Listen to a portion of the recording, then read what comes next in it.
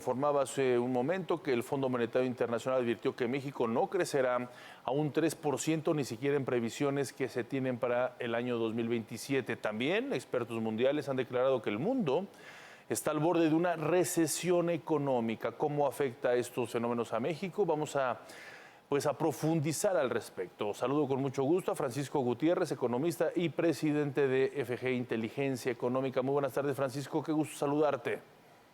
¿Cómo estás, Omar? Mucho gusto en saludarte también, un placer estar con ustedes.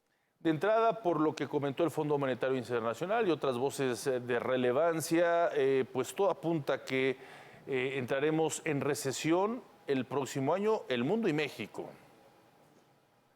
Sí, Omar, mira, la Secretaría de Hacienda tiene presupuestado, es decir, en la Ley de Ingresos y el Presupuesto de Egresos, como criterios generales de política económica, un crecimiento de 3% para el 2023.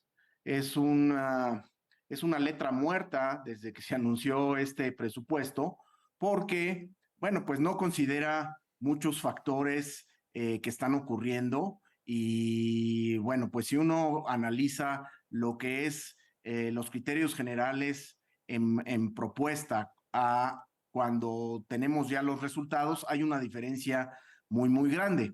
Y están ocurriendo muchas cosas, Omar.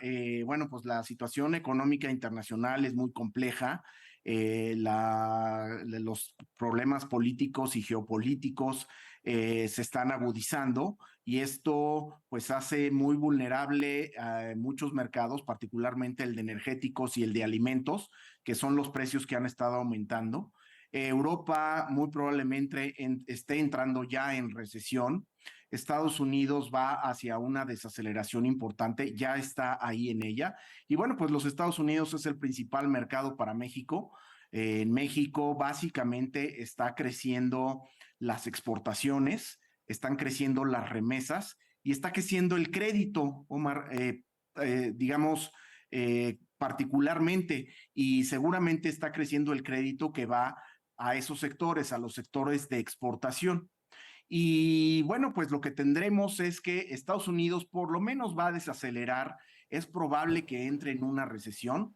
Las tasas de interés están subiendo. La Reserva Federal ha dejado claro que su prioridad es controlar la inflación, incluso en el corto plazo por encima del pleno empleo. Es decir, la Reserva Federal va a seguir aumentando las tasas a pesar de que el empleo comience a sufrir. Todavía el empleo en Estados Unidos no está sufriendo, pero es probable que conforme veamos que las tasas siguen subiendo, pues se desacelere la demanda, es decir, el consumo y la inversión en Estados Unidos.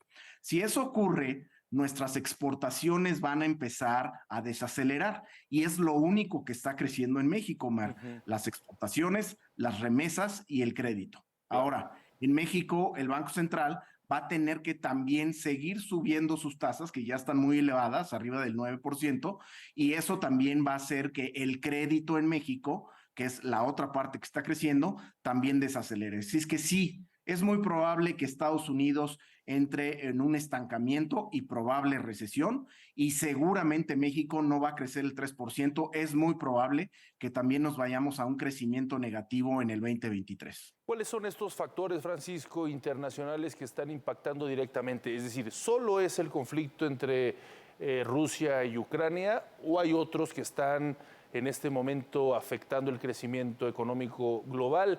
Y va de la mano esta otra pregunta, Francisco, si hay que esperar a que concluya el conflicto bélico para revertir esta tendencia a la baja del crecimiento económico, Francisco. Mira, yo te diría que en estos momentos el principal factor sí es el conflicto bélico, porque el principal factor ahorita es el proceso inflacionario que se desató, que se agudizó con pues la ruptura de cadenas de suministro adicional a los temas de pandemia.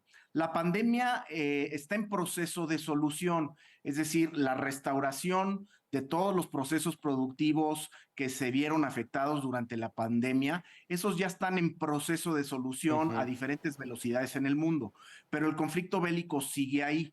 De manera que la incertidumbre que se genera en términos de inversiones, en Europa, en términos de producción en Europa, en términos de costos de producción, particularmente energía y alimentos para Europa, que es la segunda economía del mundo como conjunto, del tamaño de China en su conjunto, bueno, pues sí es muy importante. Sin embargo, yo te diría que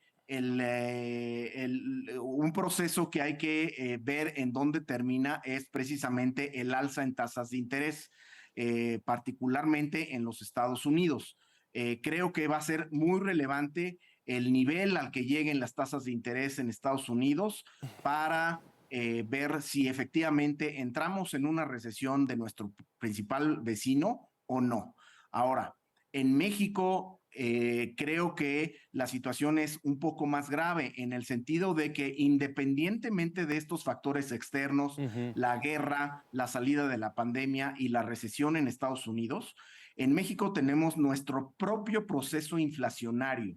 ¿Cuál es? No solo la inflación es importada, efectivamente importamos una inflación que viene del aumento en las gasolinas, el petróleo y alimentos.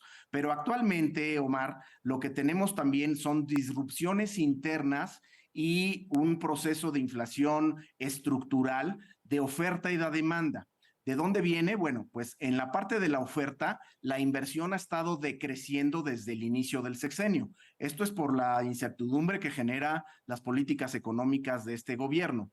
Y bueno, por el lado de la demanda, lo que tenemos es un exceso de gasto del gobierno en cuestiones improductivas, las cuestiones que tienen que ver con la infraestructura, en donde va gran parte del gasto a 3 proyectos que no están siendo productivos, y también el gasto social, que se ha etiquetado así, pero en realidad pues es un gasto muy clientelar. Y ese exceso de gasto está aumentando la demanda más allá de los procesos de inflación importada. Entonces, tenemos un proceso interno de inflación estructural que hace que el Banco de México muy probablemente va a tener que actuar de manera más fuerte porque la Secretaría de Hacienda no lo está haciendo. Normalmente deberían de ir de la mano política fiscal y política monetaria.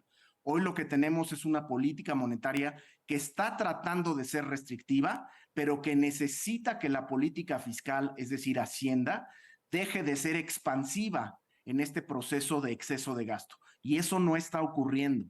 Por lo tanto, en México se ven más difíciles las cuestiones, no solo porque vamos a entrar en una recesión, sino porque va a ser una recesión con inflación. Ya.